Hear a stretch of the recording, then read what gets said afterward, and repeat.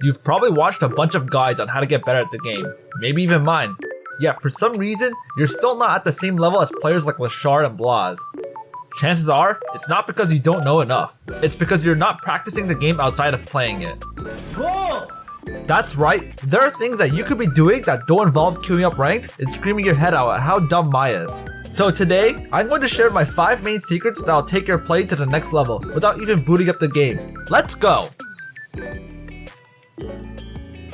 Have you ever gone from playing one character to another in a few months and repeated the process?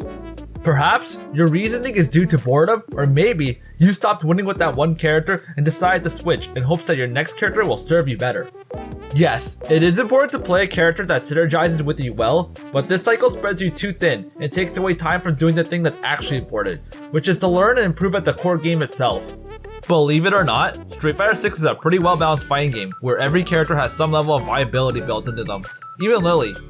The point is, your character choice rarely ever plays a factor in your wins and losses, and making constant character switches just leaves you with countless characters in your arsenal that are barely usable for tournaments. It is much better to have only one character be tournament ready than have a bunch that are unprepared, just like the famous Bruce Lee quote. I fear not the man who has practiced 10,000 kicks once, but I fear the man who has practiced one kick 10,000 times.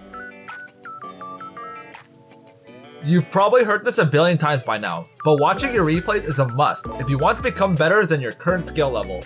I cannot stress the importance of figuring out what is problematic about your play, as choosing to ignore a robust system that Capcom has implemented into their game will only set you up to repeat the same mistakes and losses, further blocking you from getting past that plateau you're currently stuck at. It doesn't even have to be your replays, as it can also be replays of top players who play the same character as you do, as you can study how they are getting their hits. My suggestion for studying your own replays is to get a notepad ready and jot down every interaction that got you hit, so that you can go back to the lab and figure out ways to prevent getting hit the same way again.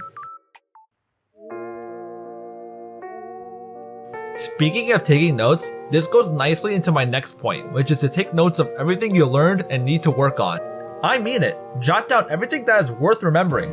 How you got hit, how your favorite top player got the hit, every important point you need to know for each matchup, how many times that spammy Ryu did Hashogeki on block, everything. The human mind can only do so much to retain every piece of info you receive, but having a notebook ensures that you won't miss a single piece of detail that can get you an important tournament set one day. I personally like to have notes of every matchup I study alongside notes of interactions I get hit by, so that next time I go up to boot up the game, I have an idea how to start up my training.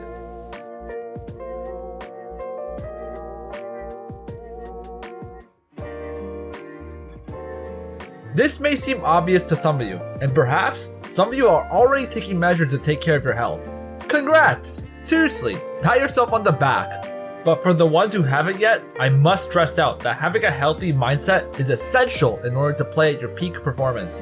This can range from having a balanced diet to participating in physical activities like going to the gym. Improving your health helps reduce brain fog, which makes it easier to process information during matches, and even keeps your nerves in check. If you're just starting out, don't overthink it.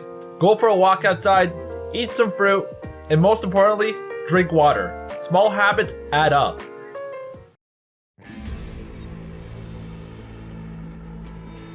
This might surprise you, but reading psychology books is an excellent way to improve your mental game with Street Fighter.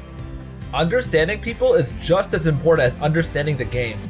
Fighting games are mental battles, and psychology helps you recognize patterns, not just in your opponents, but in yourself too. Books about topics like mindset, focus, and decision making can seriously change how you approach your matches. They teach you how to stay calm under pressure and control tilt, which I imagine is something that a lot of us could really benefit from. Some suggestions I can give you off the top of my head are the inner game of tennis, thinking fast and slow, and mastery. They're not about fighting games, but the principles apply perfectly. That will do it for today's video on improving at Street Fighter. Please like and subscribe for more guides and tutorials on how to get better at the game, and I'll see you guys soon. This is Tran, thanks for watching.